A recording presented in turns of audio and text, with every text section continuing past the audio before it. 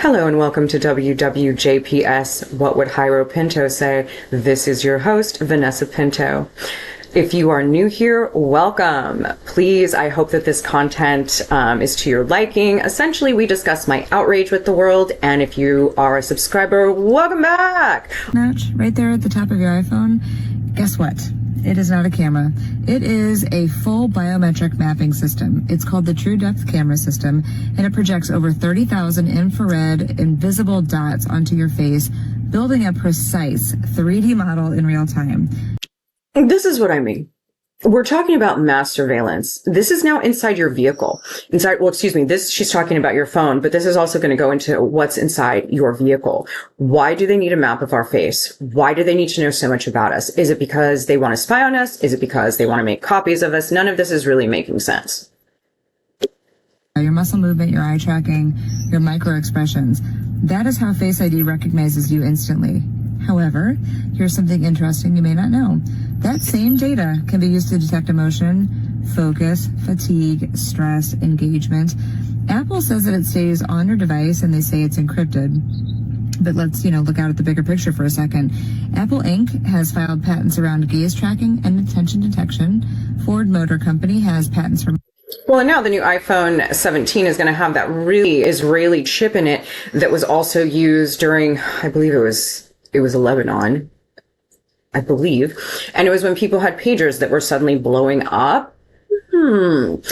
I have had this theory for quite some time. And while it's not popular, America is the new Palestine. And this is our punishment for not saying no to Israel. We are the new Palestinians, and get used to it, folks, because that's what's going to happen to us. Monitoring driver behavior and emotional state. Advertising platforms already optimize based on how long you look at something. Like there are no, if you stop, if you scroll, if you, change pages. So now let's connect all of those dots. A device that knows exactly where you're looking and how long you look. Every time you start your car, plug in your seatbelt, stop suddenly, accelerate it. There's a good chance your car is recording it, packaging it, and sending it off. But here's what's crazy. Car companies aren't just using this data for legitimate things like recalls or maintenance. They're selling it. So we're going to talk about this for a moment, because one, who are they selling it to? Also, why are they collecting all this data? We're going to get to why they are in a minute. I think it's for a few different reasons, but ultimately they are spying on us at a level where this isn't about surveillance. This is how can we catch you? How can we monitor you? How can we take every inch of your privacy away? And according to them, you gave them permission. We were shocked to see privacy policies referring to sex life, genetic data, and race or ethnicity. Why are car companies spying on drivers? How are you agreeing? And who's buying that data? It can be used to justify raising my rates. We investigated, and we found a hidden economy that stretches far past your driveway. It involves more manufacturers than you'd think, with the data being used against you in ways that could cost you hundreds or even thousands of dollars. Circling back to who do they sell that data to? Well, I'm going to have an expert tell us. The next person to speak is going to be Jack, I can never pronounce it correctly, ex-CIA agent who was dethroned and, ceremoniously dethroned and put in jail because he told the truth, which is the one thing you do not do in the CIA. He spilled the beans on what was going on in Abu Ghraib, and so now he does the rounds on the podcast, but he knows a lot of things. The FBI, or really any law enforcement organization, has to get a warrant from a court to collect your metadata. Now, you can figure out a lot about a person just from the metadata. Who are you calling? Who are you meeting? Are you calling an abortion clinic? Right? Are you calling a criminal defense lawyer? You don't even need to know what the substance of the conversation is. Just who you're in touch with. Okay, so the FBI, they need a court order, a warrant, to get that information. Actually, they don't. Now they can just purchase it from the phone company. Isn't that a handy little workaround? All of these things, all of the things that are in Palantir, we were discussing on the other one, the USD, they want to hand in everything. They want to siphon out every breath of our day and decide what we eat, breathe, think, consume. We won't even have peace of mind in our fucking cars. Or from Twitter or Facebook or Verizon or anybody else, because all of it is bundled and sold. Now, it's supposed to be sold for advertising purposes, but the FBI is not using it for advertising. Right. And the Supreme Court's never. And this just goes with like 23andMe. I remember back in the day when everybody, that was the rage. And I would always tell people, why would you do this on purpose? There's no good that's going to come of this, right? Our country is becoming controlling. They are controlling every part of our entire existence, and they're doing it so quickly. I mean, they're just hitting all areas of our life, and they're taking away every ounce of freedom that we have. Chime in. Let me know your thoughts on this. Flock cameras are not just crime deterrents. They are watching you. They are logging you, even if you do not commit a crime. They have systems that log your license plate, your vehicle details, the time that you were there, the location. They can catalog your make, model, color, bumper stickers, roof racks, even visible damage to your vehicle down to scratches and dents. And then they store that data in searchable databases used by police and other three-letter agencies across the country. That is not just crime prevention. That is mass surveillance being marketed to us as safety. Well, don't do crime and you'll be okay. You are thinking way too small. You are quite... And what's interesting when she says this is because I remember when 9/11 occurred, and I remember when they passed the Patriot Act, and that's when I was still in the Matrix, and I was still in the propaganda, and I was terrified of what they had just sold me. And I remember I was getting my degree in political science, and my professor was like, Vanessa, you don't think this is an issue? Well, I mean, if you're not doing anything wrong, if you're not a terrorist, because I was still there. And so many Americans are, and they don't realize this is way beyond that. Literally still inside of the box. You trust the government with a permanent surveillance network? Freedom means being left alone by the state unless you have actually done something, not being tracked just in case. It's being offered by a company that in every way looks non-standard, run by people that are very different, look different, feel different, talk differently, and with a CEO that many view as batshit crazy. Episode of Cold Fusion. Our product is used on occasion to kill people. That's not a leaked memo or some AI deepfake. That's Alex Karp, the CEO of Palantir, saying it out loud in front of an audience. Just a few years ago, it would be unthinkable for a CEO to utter such words. Silicon Valley spent 2 decades trying to convince us that they were connecting people and making the world a better place. That was rarely true, but at least it sounded fluffy. But now, in 2026, the CEO of one of the most influential software companies on Earth is openly bragging that his product helps governments scare enemies and, on occasion, kill them. Not long ago, he stated that the military draft should be introduced. We should send eligible men off. Yes, this was in his 22-point manifesto that he probably, typed up when he was high on ketamine or God only knows what else this man does in his fucking downtime. One, the audacity. So, we're going to send y'all out to war. And again, who does that sound? Sounds like Israel.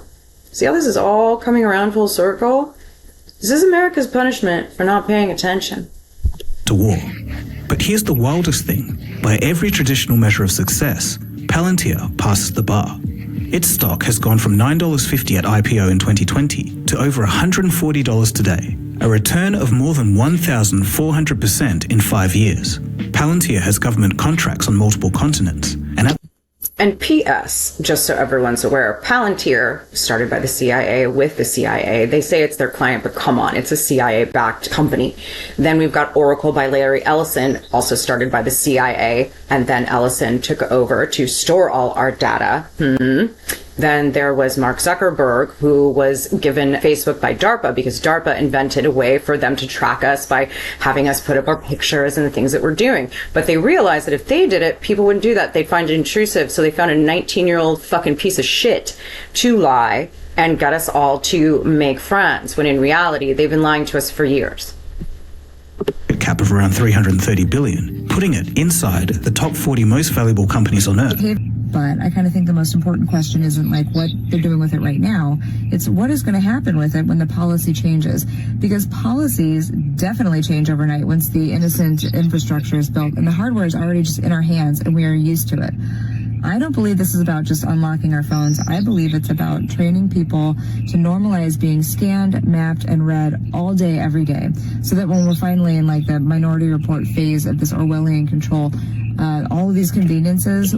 I think she's absolutely right. And that whole Minority Report thing, I remember I used to draft restraining orders as a paralegal. And I remember we had gotten a response from someone and they said, she was basically saying about our client, he would yell at me and I know that one day he'll hit me. And we laugh because we're like, what is this Minority Report? And unfortunately, that's going to become an actual reality. That's fucking terrifying. Will definitely be weaponized against us. I really do think the continued push by billionaires to develop AI data centers at the complete outrage and resistance from the locals that would be impacted by said data centers. I've been following really closely what's happening in Box Elder County, Utah, where Canadian billionaire Kevin O'Leary is trying to... Kevin O'Leary, the Shark Tank motherfucker. First of all, he killed 3 people in his yacht. Let's get with that. 2, he's the one that says that if you don't want AI, then you must be a Chinese spy because then you want China to do it first. The man is a disgusting piece of shit. And why is it that these pieces of shit tell us, every American, what we're supposed to do? A $100 billion project, okay? This would be the largest data center in the world at over 40,000 acres. And at full capacity, the data center, which is called the Stratos project, is set to use 9 gigawatts of electricity. More than double the entire amount of electricity used by Utah as a whole. Robert Davies, a physics professor from Utah State University, says that he actually thinks the project will require an additional 7 to 8 gigawatts of waste heat energy, meaning that the project in total will be 23 gigawatts of total thermal load energy, which is the equivalent of dropping 23 atom bombs in Utah every single day. Concerned about replacing people, their purpose for living, which is to create, with machines. That seems... Say what you want about Tucker Carlson, but the man is interviewing and saying things that nobody is. He is fighting back with Israel. He is fighting back with the billionaires, and he's not just being a puppet like he was. Seems like hell to me. How is this capitalism? If taxpayers are paying for some of it, how is that capitalism? That seems... I think that's no different than building an apartment building downtown in Alliston. You can get incentives for that too, and that's just part of how it works. You can debate How is that capitalism? How is that free market? If politicians are handing you other people's money to do it, how is that capitalism? You gave are examples of a machine replacing human labor and doing a better job than any person could do. Oh, Tucker, that's horrible. Which is great. Well, that's my point. Well, I know it's your point. I know. Did you see the glee when he's like, yeah, exactly. What the fuck do we need people for? I know it's your point, and I can see the marvel of it. But it raises the question, which won't go away, which is, okay, now that machines do what people do better than people did, what do people do? Would you prefer in the next 5 years that China have more compute power than we do, even though the use and the outcome and jobs and everything else we're talking about is unknown? Or would you prefer the United States of America and their allies in North America had more compute power to develop AI? It depends. Whichever makes the United States happier, freer, and more prosperous, I guess, is the answer. Well, you know what the answer to that is? What do you think it is? I'm not sure that we know. I know that reducing this question to a competition between the United States and China is a very quick way to derail people from the core questions, which revolve around whether or not it's a good idea. It's not something that's happening in the future. It's something that's happening now. I rented a car in Europe, and as the woman handed me the car keys, she said, this is a brand new car. And she was like super excited about it. She was like, it's 2026. It's a brand new car. And I was like, awesome. No one's had a chance to like fart or smoke in it. This will be great. And I had driven it for a day or two, and I was getting on a highway. It was a 6-lane highway. And all of a sudden the gas stopped working, and I'm pressing on the gas. I can't get the car to go. So the car is dinging. It's making all this noise and I can't figure out what's going on. And I look at the dashboard and in English, it says, sit up straight. We can't find your eyes. So, and again, how is that appropriate? As much as I hate driving, and I deeply, deeply hate it, one of the things that I genuinely loved about driving is that it was one of the places that you could be completely private. Like, people could see you through your windows, but no one could hear you. That's when I would like scream and get everything out, or you play that song that you sing on the radio. They are stripping us of any sort of dignity, any sort of quiet moment. I mean, this will be in the bathroom soon. Why do you need to see my eyes? That was my first thought. And I'm short, so I sit low in the seat, and I guess, I don't know, maybe I'd been driving a while and I'd kind of slouch down more instead of sitting upright. And when I sat upright, the gas would work once again. And so I pressed the gas, but I was slowing down enough that it was going to cause a traffic hazard. And the thing is, it knew I wasn't asleep because I was pressing on the gas. So Israel developing a chip for the iPhone 17 should be something that should be on your radar. Not the most trusting of the most dangerous country on planet Earth, notorious for their remote pager bombings, now making the chips for all the iPhone 17s. On top of that, if you are aware of how the pager bombings happens, this wasn't like on the surface like the Israeli government made the pagers and gave it to them. It's not your companies. So it was enough standard deviations away where the users of these pagers had no idea that these were manufactured to explode. I think we should all know by now that Israel plays a long game, much like Peter Thiel. And they also don't like their fingerprints on anything, which is why they use America and all of the other things to separate themselves. That's why we still don't know who killed JFK. And by the way, this is all my opinion. This is all for entertainment purposes, and I am not suicidal. But this is concerning because, again, like I said, why do they want to blow us up if we don't comply? That's where this is headed. This isn't America anymore. It's a complete shock and surprise. Now, I just think, from a completely common sense perspective, I don't think that the country that did that should be allowed to also put chips in the iPhones of the country that is currently trying to separate itself and has a very tumultuous relationship. Something about that formula sounds like a bad idea. Tumultuous? Tumultuous. Well, I mean, one, Trump kisses enough of his ass and he's blackmailed and bribed every one of our fucking politicians. So if that's what you mean, then yes. Cell phones? Any? You have cell phones here? No? You're holding a piece of Israel. Reporting by Reuters that 9 different employees who work for Tesla say that there was sort of an office culture where videos were collected, not for the purposes, I mean, they were collected for the purposes of the artificial intelligence, but then also people were looking for fun. So again, here's something that, and I've always hated Teslas. I don't know why, but here's something everyone's like, oh, because I remember people would tell me, oh, Vanessa, it's self-driving. It does all this stuff and you can do it and you can check it in the app. And I'm like, none of this bothers you. None of this bothers you? And look, lo and behold, as you're going to find out here, one, not only were they spying on us, they were laughing at its people that purchased it that spent how much fucking money on these pieces of shit? Funny things to sort of send around the office. So if there was a funny animal inside the car, then the inward pointing cameras that showed the dog might be used to gather a screen grab and then make it into a meme and send it around the office. There were also road rage incidents. There were also vehicle collisions. And as you mentioned off the top, there was at least one incident where a child riding a bicycle was hit by a Tesla, and videos of those were shared around the office, allegedly, according to this reporting from Reuters. And so that's the basis of this lawsuit. So this is what I mean. If they're the ones gathering this and we're supposed to trust them and they're just mocking us, why are they the ones that get to see everybody's everything and we don't get to see any? You know, isn't it a little bit of, I'll show you mine if you show me yours? Leg exposed and you crank up the temperature even more? I feel like you can probably assume what happens. Now, here's the decline of democracy part. Last week, Box Elder County officials held a meeting where they were going to vote on whether or not to approve this project, and hundreds of residents came to protest and to express their outrage. The commissioners did not allow public comment. Only to be told commissioners weren't taking comments. Why won't they let people talk? Why won't they let us ask questions? They did not allow public comment from something that is set to completely destroy the environment in which these people live and pay their tax dollars. And then the county commissioners threatened to call the cops on these people. I have law enforcement here who will remove. Again, this is like the city halls where people were complaining about healthcare and they shut us out. That's why I say to people, there's no voting your way out of this. Everybody thinks that all of this can be fixed. None of this can be fixed. America's dead, folks. Most of that is all one side of the company. The Foundry platform, the Gotham platform, is something else. To add to this, there's also Project Maven, which you did miss it. Maven is basically a more rapid version of Gotham, specifically for war. It selects military targets for destruction, automatically and rapidly, often with little human involvement. With the help of Anthropic, the Maven system was used in the Iran War's initial stages. Okay.